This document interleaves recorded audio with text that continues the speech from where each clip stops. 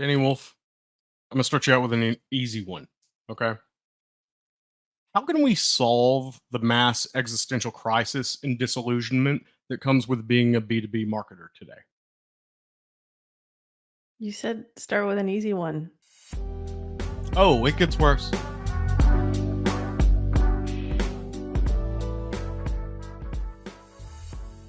Oh shit. Well, you should have sent this ahead of time. I gotta think about this. I mean, there are gonna be a lot of awkward silences then. Yeah, how do we solve the mass existential crisis or marketers becoming disillusioned, being in B2B today, given all the crap everyone's dealing with? How do you come so I'm gonna counter the question. How do you come across that observation that this is the current crisis?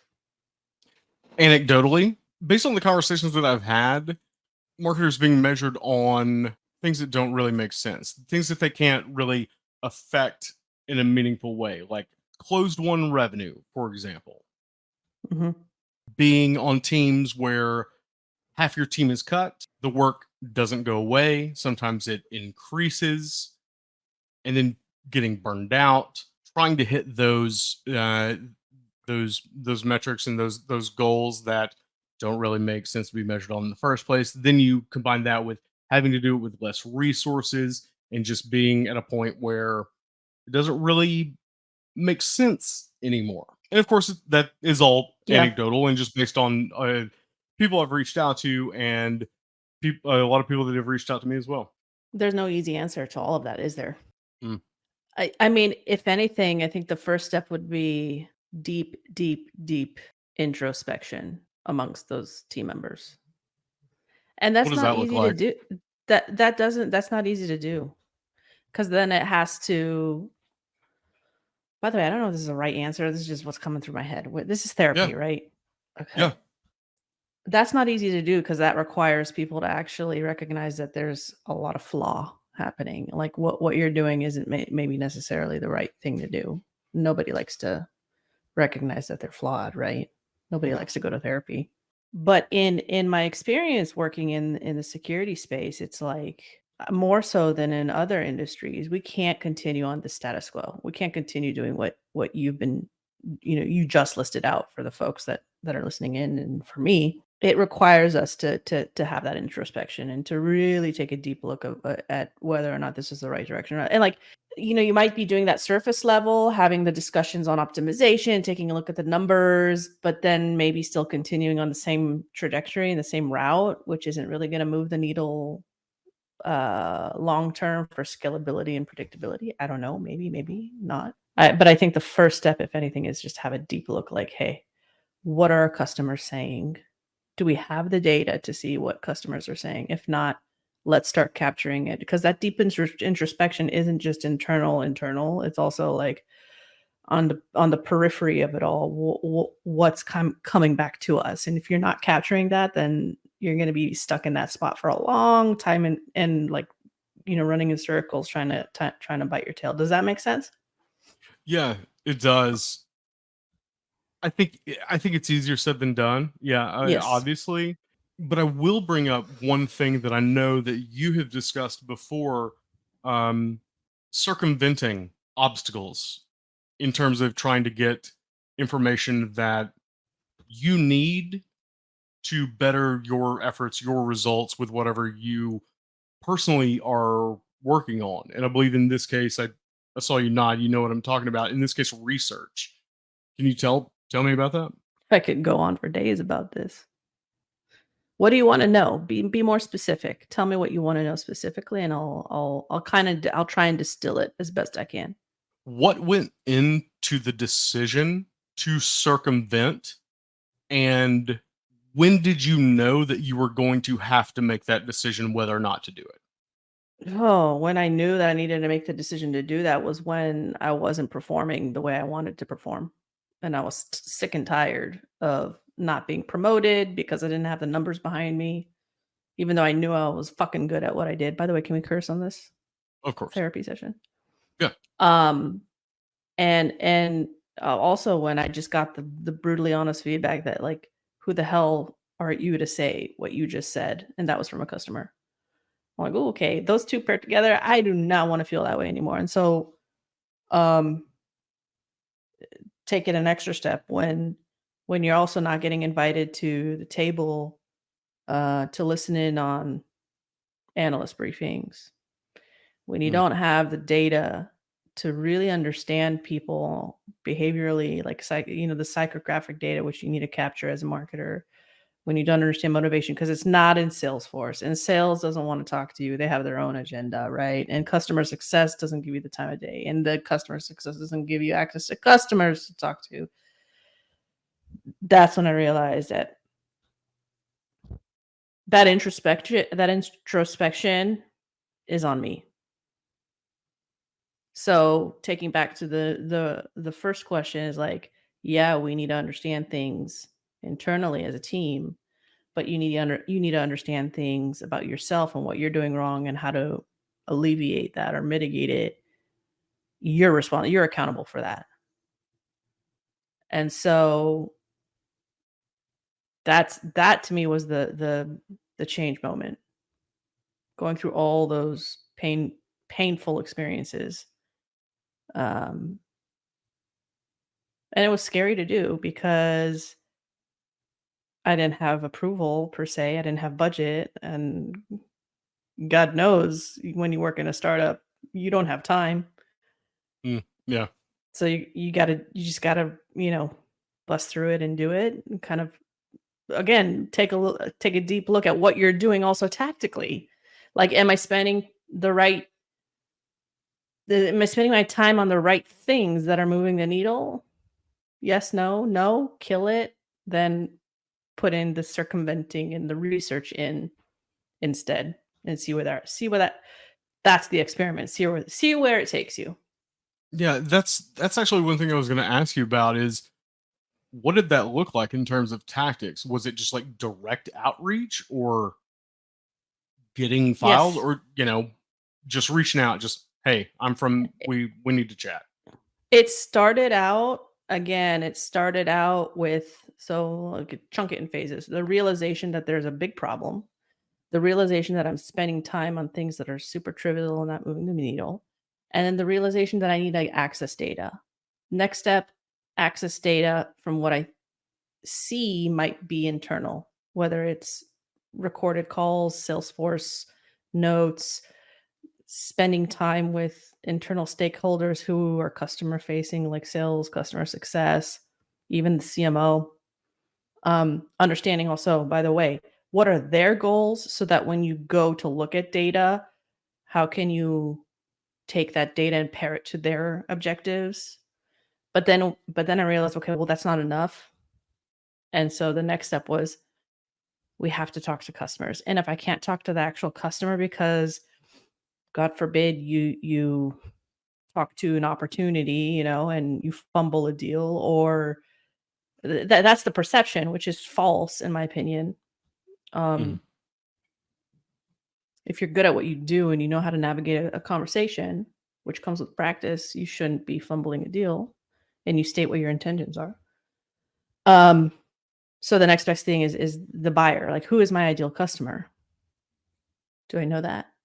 Is it the person, the last person that bought us, or is it a group of people? So that's where you kind of get good at understanding what ideal customer is too. The people who are best fit to buy from you based off of revenue data.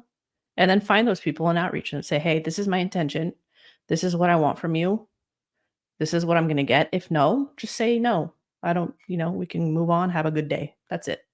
Not looking to sell anything, just looking to get feedback. Do you want to help me? And I've been really successful in capturing those conversations because of stating those exact things on the outreach through LinkedIn. LinkedIn is a very powerful tool. And it's not through LinkedIn Sales Navigators, through like direct connection. Hey, like, this is who I want to connect with. This is what, taking a look and listening what they're talking about online, engaging with them, and then coming in for the ask.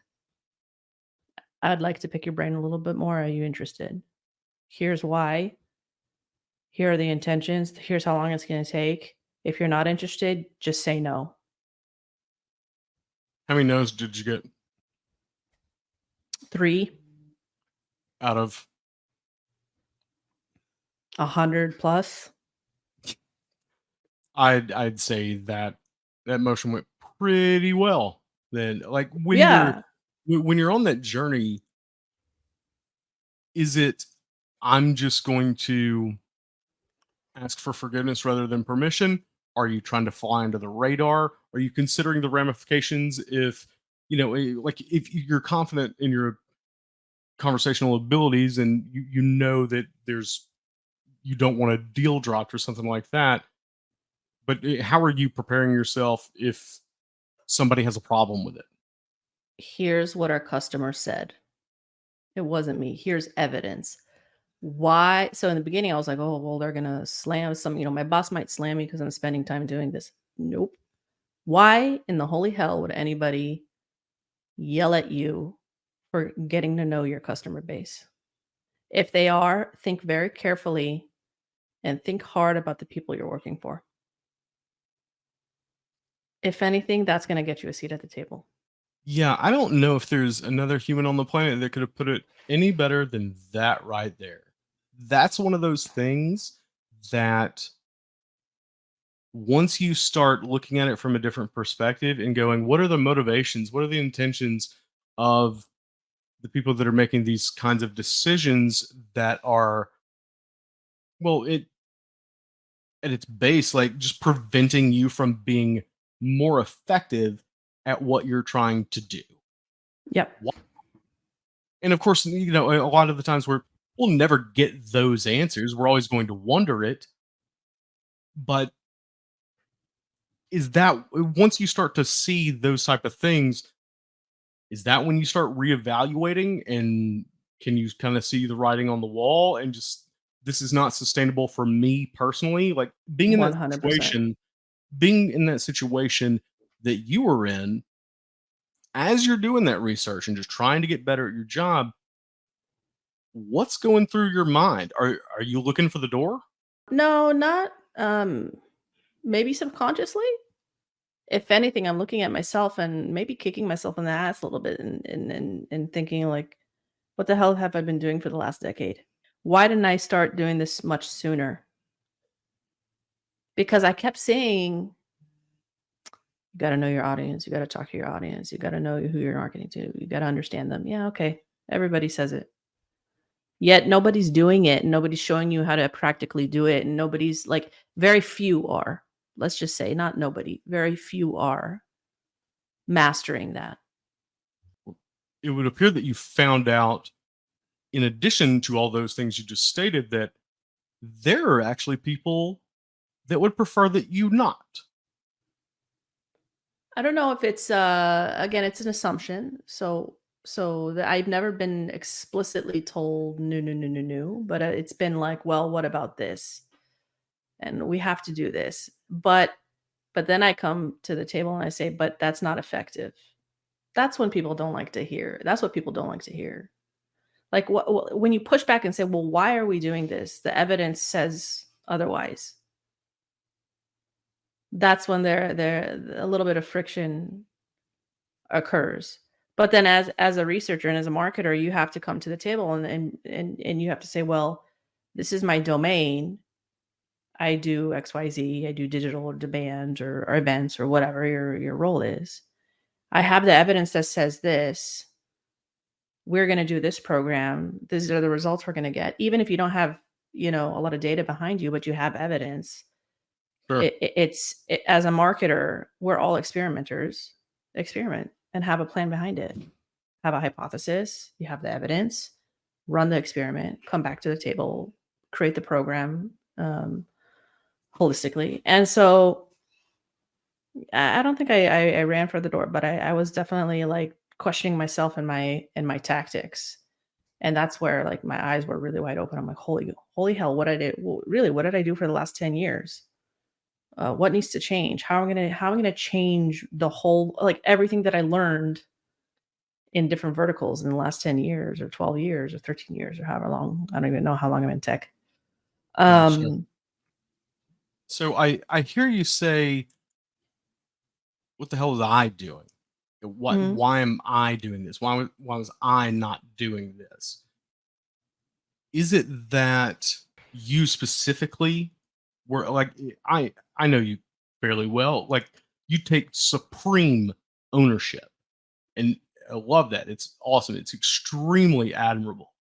But is there a chance that in that situation that you were going through that maybe that's just what everyone thought that role was at that point, Yes. and you just had a 100%. completely different idea of it? Yes. Can you tell me about 100%. that? I'm trying to like I'm thinking I'm trying to think like about the role that I've been in and it differed in different organizations because I worked with different people. Sure. I work with different personalities. I work with different circumstances, whether or not a superior had left and a new one came in, and Hmm. it's so unique. So I mean, I could kind of maybe break it down, but it's just maybe not. I don't know. I don't know. I don't know if I can answer it.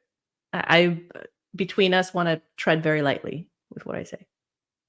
Yeah, sure. Um, Well, the reason I ask is because I've been trying to go to a place in my allow myself to go to a place in my head where I consider the different roles on a yes, marketing team, yes, specifically in B2B, and just look at them from 10,000-foot view, and then zoom in as much as I possibly can.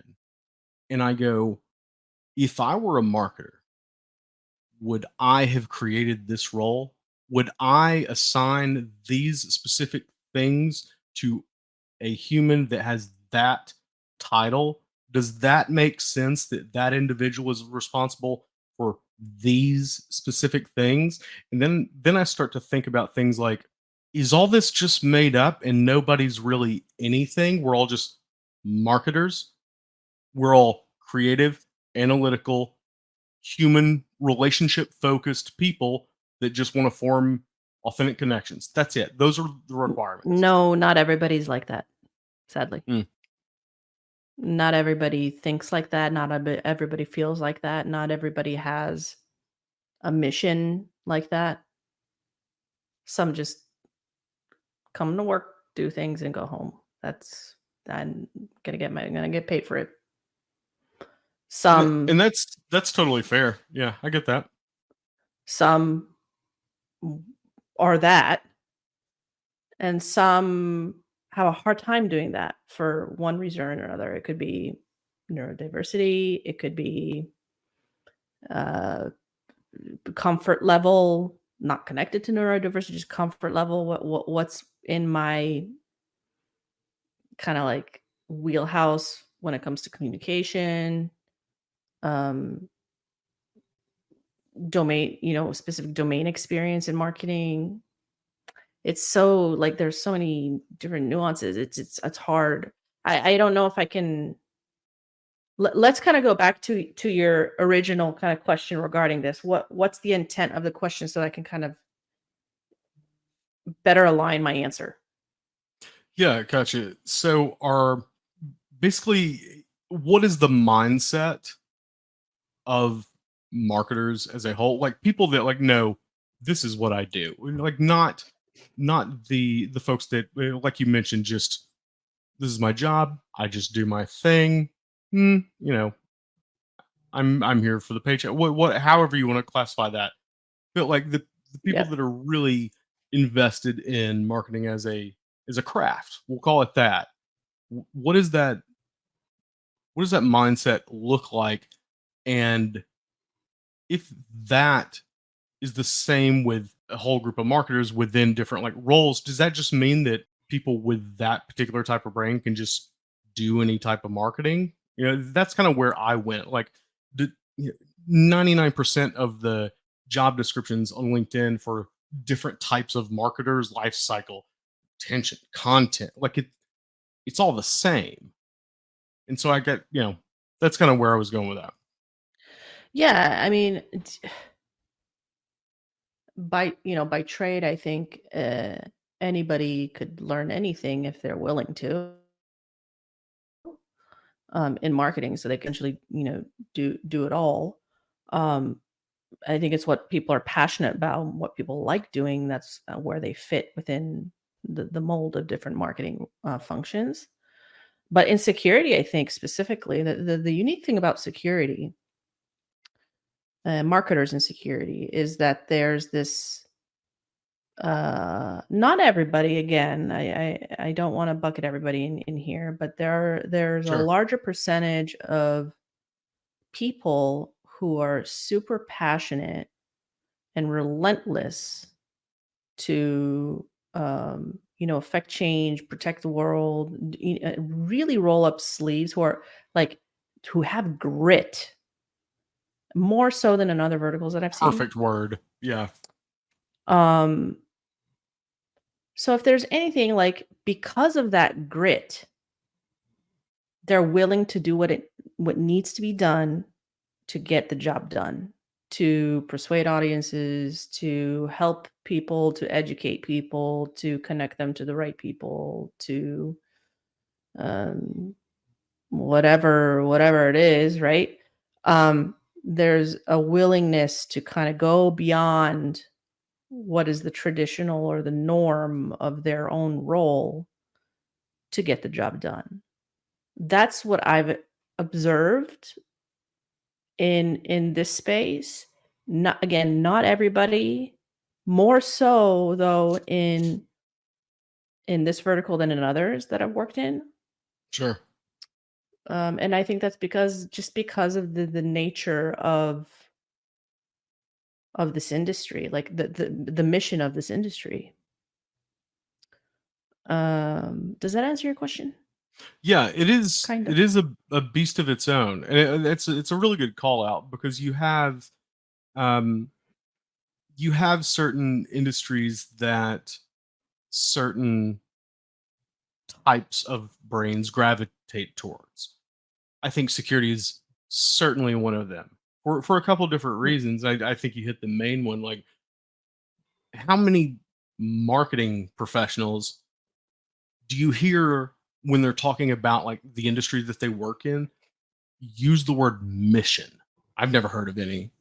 It's like or it might be maybe healthcare or something like that. But I would guess that it's pretty rare, to find that level of commitment to either a greater good or a mission or just or maybe less than that, just everybody being on the same page and like, oh, we know what we're supposed to do here, like a sense of purpose. Yes. And so here's a question for you. If you're one of those marketers that knows that they have, like, this is what they want to do, like that's their craft, and they want to affect some sort of meaningful change somewhere, or they want to have a more purpose driven career, but they're running a social media account for a bakery somewhere. Like, what do you say to those people? Like, is there some words of affirmation or a path that they can walk down, or So I'm gonna split it to two camps: the camp that's already working here in security, and the camp that wants to come into the security space. I actually, you know what? This applies to both camps. Think very hard about your true intention for working in the security space, because it is a challenging industry to navigate. It's very saturated. We all know that. It's like kind of the sure, uh, it's just a running statement joke at of this point. statement of the decade. Yeah. Um, but beyond that, it's like it's fast evolving. There's a lot of stuff going on. It's scary at times because this is like we're dealing against like real threat. Yeah. And those factors together require you to be, again, sharp, relentlessly curious, so connected to your buyer more than other industries, because of all the factors: fast paced, changing, people change, threats are popping up and down, motivations and behaviors of adversaries are changing, they're becoming more sophisticated. Like, Yeah. think very hard about your intention for coming into the space or staying in the space. Like if you can't handle it, if you can't have that grit Good and roll point. up your sleeves, you either go or you don't come in. That's the number one piece of advice that I would give to anybody working as a marketer in the space. And because of all that, it is so critical for marketers to be so obsessed with the customers that they're trying to persuade, because you can't persuade these people without understanding them deeply. Do CRO, do all that, like, oh, make the website better. But why? Do I need to? Is it enough? Am I touching on the right things? Am I setting up the right conversion rate experiments? That's not where you start. When you come into this industry, or if you're in this industry, take a good look if you understand who you're trying to market and sell to. If you don't understand, go back to the foundation, start all over again. It's not too late. What would you say to the marketers that would answer that homework assignment by just writing an ICP? Where did you get the data from to write the ICP? One, how do you like where did you get the data to write the ICP and all the parameters that you need for defining an ideal customer profile? Do you have the data? And I'm not talking about firmographic and demographic data. I'm talking about the qualitative, the behavioral data, the motivation, the need, the pain. Do you have all that? Like Well, really, we really have the true stuff. Do you have the evidence? Or well, we is got a it list of CISOs from Zoom Info. okay, and where's the evidence? Who said it? Right. Yeah, it's going beyond like firmographic and all that stuff, and learning like titles and roles of buying committees and whatnot. Like what how deep are you talking? Because I think that's what anybody listening would really benefit from is when you say like go that extra mile and then go some more, what does that look like in this world? Clark, you saw my list of data points. You saw the list that we need to pull. Um, you have look, you can go deep. You can have the profiles already preset, but like I said, like get the evidence yourself. Look at the words, the verbatim words they're saying. Um, look at sentiment. Look at again, like the buyer's journey is behavior in essence. And I like how people say it's so complex and it's here and there and it's like this and that. But it could be simpler than all this that they're saying on, the ABM stuff or the charts they're putting up. Everybody's seen those graphics with like Yeah, like it's not squiggly lines linear, it's everywhere and squiggly. Fine, okay, but where, what, how? Like give context to that. Get the true definition that pairs with those buckets. It's not enough to just say that. Where is it? Where like some people don't do the work to find the evidence behind it. Am I making sense? Like I yep. don't know how to articulate it. It's like you got to see Well, for they're yourself. speaking in absolutes Yes. when they're unaware of the fact that it's a very nuanced conversation. Yes. Yes. And we see that a lot on LinkedIn in the echo Mhm. chamber. There's a lot of absolutes, a lot of this is dead, don't do this anymore.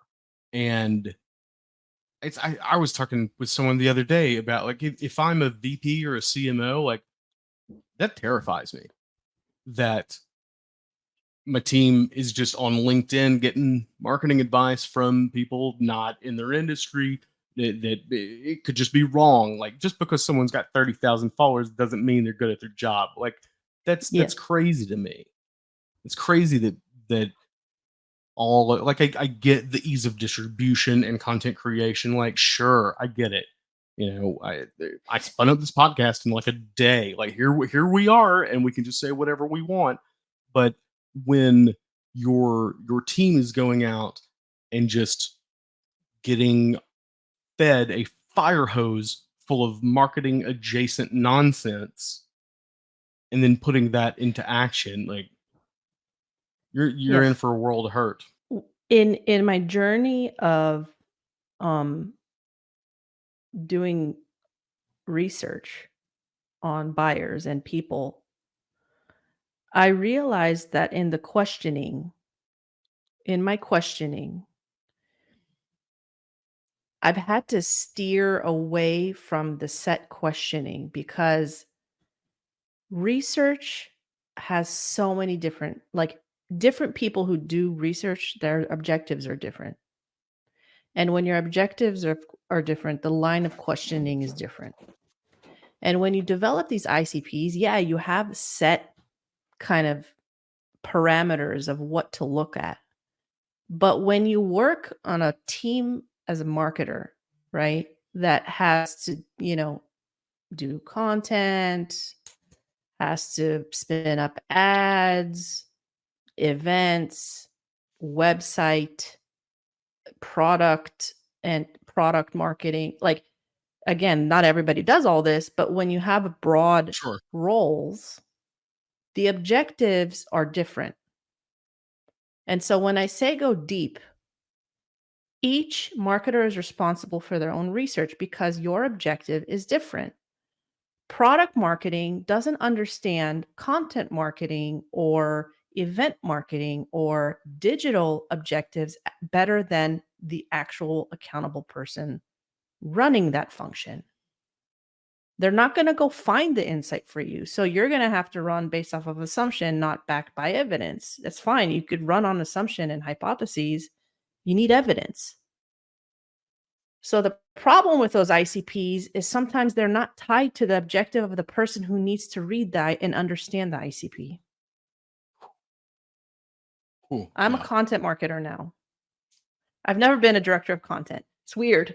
Very, very weird. I've been I was going to demand touch and on digital. that. Like, can we all say that? Like, yeah. Yeah. What are you doing? What are you doing? I'm still running a business. But my job is to educate a broad community through content and eventually convert them to business. My role as a content marketer, my responsibility is to understand who I'm trying to persuade before anything. And sometimes those ICP, like I said, those ICP cards don't touch on the questions that I have. What kind of content resonates with them? What channels? What formats? The length? That is nowhere in the ICP card. So when I look at these, again, I'm kind of going off on a tangent, and I don't know if we were like aligned with the original questioning. When I look at these recommendations online on LinkedIn, they're all great and valid. Like, here's a list of 100 questions to ask. But that's also trivial. And that's a waste of time. Yep. For some people. Not for all. Maybe for the small teams that, do a lot of different things in marketing. But like for the larger teams, I'd say even maybe like Series B up who have 5 to 7 plus marketers who are doing different functions. That's trivial because it doesn't apply to everybody. Like you have to align your questions to what your objective is. And a lot of the times, marketers don't know what their objective is when they're talking to their customers. And my assumption, and I haven't validated it yet, my assumption is that people don't do the research because they don't know what they need to know. I'm not Please sure say if that I'm making one sense. more time. Yes. Yes. So Say it again. in my journey of doing customer, and I've fallen victim to this too. It's like I didn't do the research in the beginning because I didn't know what I needed to know. Because I was so concerned with doing things that weren't moving the needle. Before taking a step and saying, okay, let's assess, let's figure out what I need to know. What I need to know right now is why in the hell this person is working in security because it's so fucking stressful. 2, why and how do they buy? That's it. That's all I want to know. But then when I started, like when I mastered that, because as a demand gen marketer, you kind of want to know the broad picture, the buyer's journey and stuff. Yeah. Still too broad, in my opinion. I think demand gen can go super deep on customer research questions. Agreed. But that was good enough. Then I realized when you master the buyer's journey and it's consistent across the board, you can kind of get a little bit more nuanced. You can kind of get a little more specific on things you want to know. And that's when I realized a lot of people don't know what their objective is, that ties to the conversations they need to have with customers. They assume that it's just buyer's journey, decision criteria, success criteria, triggers, whatever. It's not only that, it's so much deeper than that. That's one of those conversations that like if you're in a situation like that, you're in trouble. Because if like that goes up and that goes down, like you're stuck in the middle of having no ideas and bad ideas. You know, if you don't know what you're supposed to know, in what direction do you even start to walk to figure that out? Because if you don't already have it, then the person that was supposed to give it to you didn't. And Yeah. that's a problem. Well, there's hope. You're in trouble if you don't take a minute to stop and figure that, okay, maybe we need, again, to the, reverting back to the beginning of the conversation, have we really taken a look at what we're doing wrong or right? And I'm not just talking about the metrics, like, Mhm. we're not getting enough visibility or traffic or what. No, take a deeper look at the qualitative side of things.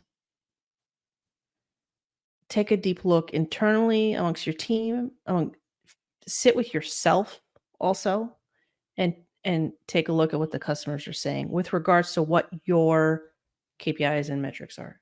Are they the right KPIs and metrics also? Then you can figure out, okay, well, what do I need to know in order to flip the script there?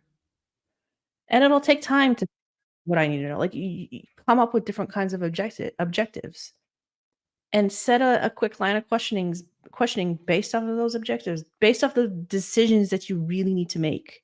That's when you'll start shifting away from I'm in trouble to there's hope to I figured it out and we're going to make some changes here to this is working because I have the evidence backed by it. And then that's when you're Where going to get a seat at the table and level up in your career. it's only at that point where you're able to approach it from a qualitative state, but you have leveled up so much that you knew to get quantitative proof to be able to go after the qualitative. Yes. That's a Yes. that is such a hard journey as a marketer to get to that point. Like you're playing an RPG, like you're playing a video game, and there you're the main character, and there's no map, there's no objective, no one's telling you what to do. Well, actually, it's worse than that. Everyone's telling you something to do, and you have to go. I've got to glitch my way out of the map somehow. Oh I'm on man. rails. I've got to go there. How do I get there? Oh wow, it resonates really hard because I was at that I was in that spot where I felt like I was in that kind of video game doom. I envisioned doom, the mazes, and you're going through these doors and you have to kind of like you have to go forward in order not to get eaten, but there's a level up somewhere. There's some cheat code to like get you to just be invisible or like have a force field around you the whole time. I know it sounds a little bit cliche, but now that like I've spent a good 3 years doing this every week, it's like I see things differently. It's weird. I just realized, especially now coming in to a role from being out of FTE for a year and a half, Yeah. doing really deeply doing the research, like nonstop. Like I did research while I was FTE before I launched Audience First as a company. But now that I come into a role, I see things differently. It's the weirdest thing ever. It's refreshing, but it's really weird. And it's like, whoa. I mean, this just makes sense. Again, I'm going off on a tangent, but like This is the exact there's just tangent I so wanted to go down.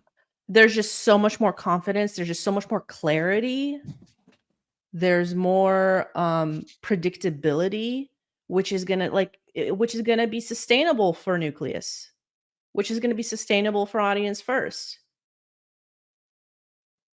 Because the nice thing about also qualitative research is that you don't need massive data sets to see the trends. You don't need 800 survey participants. It's enough to talk to 10 to 12 or 10 to 15 people and you already nailed it. That's it. Rather than basically do the equivalent of unresearched cold outreach, sending in-mails to people going, hey, can you fill out this Google form? No, absolutely There's not. well, yeah, but there's value in surveys there's value in quantitative Well, research too. sure. But this format, Right. especially when you're budget constrained, time constrained, and need to look at the body language and the words coming out of people's mouths, that like it's just such low barrier there for you. You know, it's interesting that you That mentioned Doom. If we can go yeah. back to that for just a second, because I have a weird question.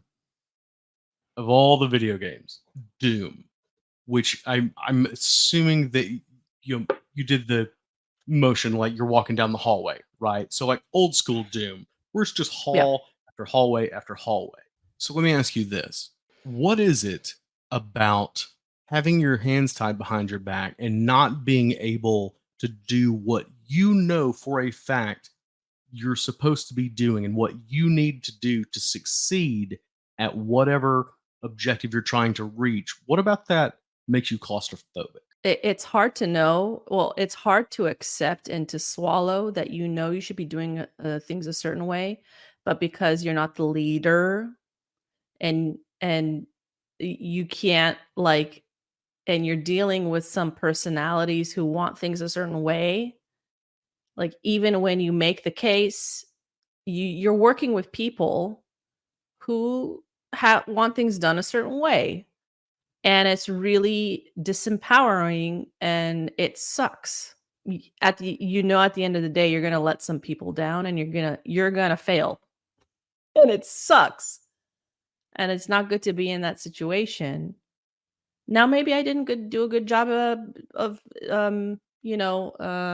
educating people, or educating stakeholders, or convincing stakeholders otherwise. Maybe not.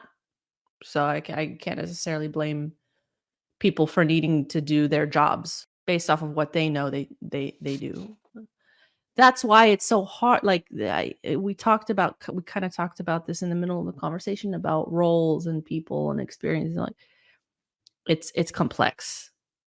And so that's why I also say in security, in any industry, really be very selective. Sadly, it's hard to do that because people need to put food on the table. But Sure. if you can, be selective about the people you work for and work under. It's a really good point. You know, I like the point you make about just being selective, and obviously, not everyone's going to be in a situation where they can do that 100% of the time.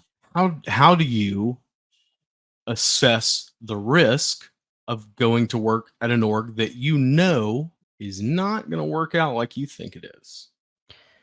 Do I have the mental and emotional capacity to take this on and just suck it up? That's how I assess the risk. Can you Yeah, accept fair enough. the stress? Fair enough. Another question on internal conversations like that. Like you did kind of double back and go, well, maybe I didn't fully understand the situation as a whole. I didn't have all the exact information, but I made a decision to do it. So when it comes to those type of conversations, is the fact that often we don't understand the nuance it takes to come to a favorable outcome for everybody, is that in some way responsible for the fact that we're still marketing to personas rather than human beings? Are we just putting everybody in a box? so we can put everybody in the funnel, including ourselves? Let's break that question down so that I understand if I understood correctly, and two, so that I answer meaningfully. Because I perceived it as initially, did I understand what my bosses were going through? That's one. No, I did not. Your second, so the essence of your question, can you repeat that for me, please? The nuances in the way we make decisions, the way we have conversations internally, the way that people speak on LinkedIn in absolutes, like everything Mhm. is either this or this. They don't want me to do this. They do want me to do this. Email marketing's dead. Email marketing's amazing. Those kind of absolutes and the unwillingness to recognize the nuance. Is that what leads us to not pay attention to our audience and to not realize that they're all individual human beings? Is that why Yeah. we try to Mhm. shove them Mhm. down the same funnel? Mhm. 100%. 100%. What do we do? Oh man. I don't know at this point. Honestly. I think that's a reasonable answer. I I really really do. don't know. I'm trying to figure it out. I really am trying to figure it out. Samesies. I don't know how to navigate it. The best thing that I could do that I can think of right now is continue educating people of the impact of remaining in status quo and the impact of doing what you just laid out there. I don't have sometimes the alternative isn't very crystal clear. It's very, again, to your point, very nuanced, very specific across different audiences, strategies, segments, whatever. I don't know. I want to noodle on that question, Yeah, for sure. but I'm trying to figure it out. I know you are too. So Yeah. It's weird to just kind of boil it down to a simple question on a podcast amongst friends. However, what that question really is how do we fundamentally change the entirety of the way humanity looks at B2B as a whole? you will not be able to do that. Right. Right. You won't. But if you can move the needle by 1%, that is infinitely better. And that's a lot. 1% is a lot. I would say from where we're sitting, yeah, it has to be, right? I don't know how, unless we just revert back to buying ads in the phone book, I don't know the backwards or that we could go. Like we're still trying to drag everybody kicking and screaming, like I posted on LinkedIn, into just doing something with their brand, just trying to be recognized, doing literally anything that hey, we're not going to be able to track this, but everybody's going to think it's really dope and they're going to talk about it a lot. Like, no, it's not fun. No one Yep. does anything fun. Yep. And by fun, I mean memorable. Everybody's saying the same thing, so nobody's saying anything. Break that down a little bit for me, what you mean by that, because to me, memorable doesn't have to be fun. To me, memorable can be very simple. It's hard to define it. Human, like I don't have any good examples right now, but It, less of the same is what I'm saying. Sure. It doesn't necessarily have to be fun to be memorable, right? But it needs to create an emotional response that is memorable. Yeah. Think the Dove beauty campaigns, Mm, right? There you go. No one would in B2B would remotely consider anything close to that at all, ever. yeah. And here I go speaking in absolutes, like, but that's the needle we're trying to move. But like, it is to the point where I'm like, no, can I attribute that? Like it's thinking, Mm, I'm trying to think of a Dove campaign.